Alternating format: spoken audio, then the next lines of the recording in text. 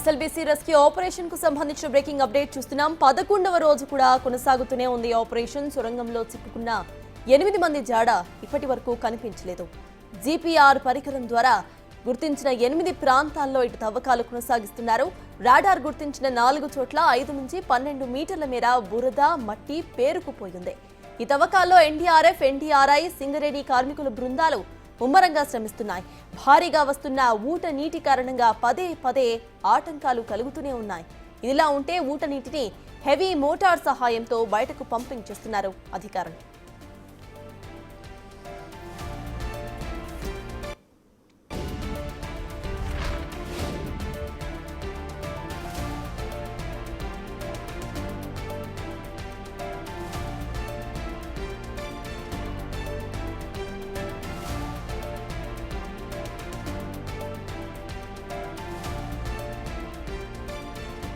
SLBC rescue operation 11th day కొనసాగుతుంది. 8 మంది జాడ ఇప్పటి వరకు మాత్రం కనిపించలేదు. ఈ అంశంపై పూర్తి డీటెయిల్స్ మా ప్రతినిధి రాణా అందిస్తారు.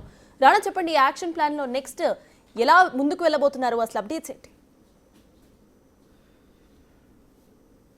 టన్నెల్ లోపలికి మరొక 30 మంది రెస్క్యూ టీంని పంపించారు. అక్కడ ఇంకా కన్వేర్ బెల్ట్ అనేది రెడీ కాలేదు కాబట్టి ఇవాళ సాయంత్రం లోపల కన్వేర్ బెల్ట్ రెడీ అయ్యే లోపల అక్కడ వస్తున్నటువంటి బురదని అలాగే వాటర్ని అంతా కూడా డీవాటరింగ్ చేయడానికి బురదతో పాటు ఈ ఇనుముకు సంబంధించిన అవశేషాలు ఎక్కువగా కూడా వస్తున్నాయి కాబట్టి ఈ టీబీఎం మిషన్ యొక్క కటింగ్ పనులు శరవేగంగా జరుగుతున్నటువంటి నేపథ్యంలో కట్ చేసినటువంటి ఆ ఒక్క అవశేషాలు కానీ అవంతా కూడా ముడి పదార్థాలంతా కూడా వారు తీయడానికి మరి కొంతమందిని కార్మికుల్ని లోపలికి పంపించారు. మరోవైపు అక్కడ దాదాపు కన్వేర్ బెల్ట్ ఎండింగ్ స్టేజ్లో చాలా వరకు కూడా ఇబ్బందికరమైన పరిస్థితులు ఉన్నట్టుగా మనకు సమాచారం అవుతుంది. కనీసం ఆ కన్వేర్ బెల్ట్ని స్ట్రైట్ చేయడానికి కూడా చాలా ఇబ్బందులు పడాల్సిన అవసరం వచ్చింది. దాంతోపాటు ఈ జేపీ అసోసియేట్స్కి సంబంధించినటువంటి కార్మికుల్ని ఎక్కువగా అక్కడ వాళ్ళు యూజ్ చేసుకుంటారు. ఎందుకంటే వాళ్ళు టన్నెళ్ళు వాళ్ళు ఎప్పుడైతే పనులు స్టార్ట్ చేసేటప్పుడు టెక్నికల్ సంబంధించినటువంటి కానీ యంత్రాలతో అక్కడ ఉన్నటువంటి పనులన్నీ కూడా వాళ్ళే చేస్తారు కాబట్టి టన్నెల్ లోపల ఏం జరిగినా వాళ్ళకి పూర్తి అవగాహన ఉంటుంది కాబట్టి వారిని ఎక్కువగా యూజ్ చేసుకుంటున్నట్టుగా మనకు సమాచారం అవుతుంది. దాంతోపాటు ఈ బురద ఎత్తడానికి కానీ సిమెంట్ మట్టిలుగా ఎత్తడానికి కానీ ఈ అవశేషాలు ఎత్తడానికి కానీ సింగరేణి కార్మికులు ఎక్కువగా వారు కృషి చేస్తున్నారు. మరోవైపు ఇప్పుడు కటింగ్ పనులు కూడా ఆల్మోస్ట్ మరికొంత వేగం పెంచినట్టుగా మనకు సమాచారం అవుతుంది. నిన్నంతా చూసాం మనం టీబీఎం మిషన్కి దాదాపు కొంతవరకు కూడా వాళ్ళు కట్ చేశారు.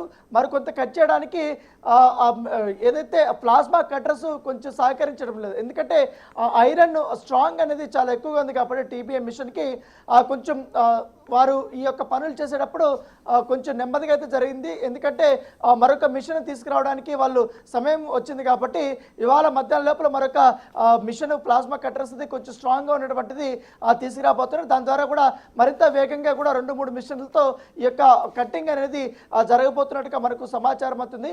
మరోవైపు ఈ ప్రొక్లైనర్తో ఆ టీబీఎం మిషన్ని అటువైపు ఇటువైపు జరపడానికి వాళ్ళు ప్రయత్నించారు. కాకపోతే అది కొంచెం కూడా జరగనటువంటి పరిస్థితి. ఎందుకంటే ఆ టీబీఎం మిషన్ పనిచేసే దాదాపు 4000 దినాలకు పైన అయిందట్టుగా మనకు సమాచారం అవుతుంది. సో అప్పటి నుంచి కూడా అది ఖాళీగా ఉంది కాబట్టి చాలా వరకు కూడా తుప్పు పట్టిపోయింది కొంతమంది ప్లేస్లో. దాంతోపాటు ఈ కటింగ్స్ చేసేటప్పుడు జరిగేటప్పుడు కూడా అది అటు ఇటు కూడా కనీసం కూడా జరగనటువంటి పరిస్థితి ఏర్పడుతుంది. సో టీబీఎం మిషన్ పనులు అయిపోయిన తర్వాత కన్వేయర్ మిషన్ పనులు అయిపోయిన తర్వాత మాత్రమే లోపలికి వెళ్ళడానికి ఒక ఆస్కారం ఉంటుంది. సో అయినప్పటికీ కూడా కొంతమంది ఎన్డీఆర్ఎఫ్ సిబ్బంది కానీ ఎస్డీఆర్ఎఫ్ సిబ్బంది కానీ ఈ కటింగ్ మిషన్లు పనులు జరుగుతున్నప్పుడే కొంతవరకు కూడా లోపలికి వెళ్ళారు. లోపలికి వెళ్ళినప్పుడు టీబీఎం మిషన్ పైన దాదాపు చాలా వరకు కూడా 2-3 అడుగుల వరకు కూడా బురద అనేది పేరుకుపోయింది కాబట్టి ఆ బురదనంతా ఇటు సైడ్ వైపు వాళ్ళు వేస్తున్నారు, ఇటువైపు సైడ్ వైపు వేస్తున్నారు.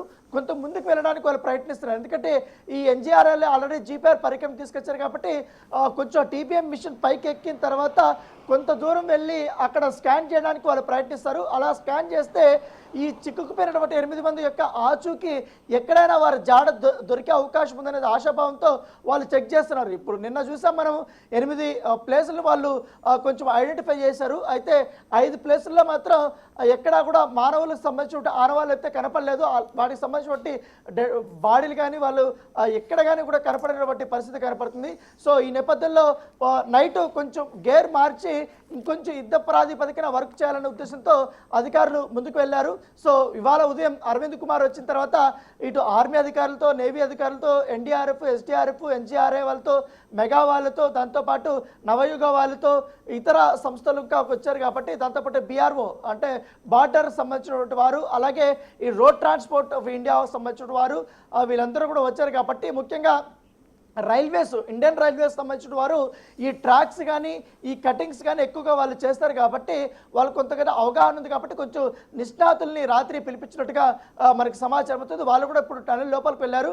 టన్నెల్ లోపలికి వెళ్ళిన తర్వాత వాళ్ళు అక్కడ జరుగుతున్నట్టు మొత్తం ఎంటైర్ సిచ్యువేషన్ అంతా కూడా వాళ్ళు అంచనాకు వచ్చారు.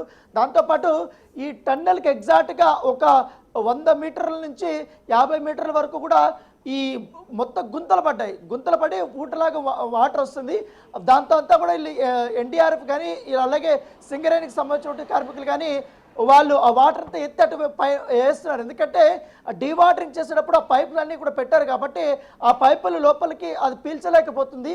సో ఎక్కువ ఈ హోల్స్ అనేది పడిపోవడం వల్ల ఆ వాటర్ అంతా వాళ్ళు పైకి వాళ్ళు చిమ్ముతున్నారు. సో దానివల్ల కొంతవరకు కూడా ఇప్పుడు ట్రాక్ మీద కూడా వస్తుంది. సో డీవాటరింగ్ పని కూడా అయిపోతుంది.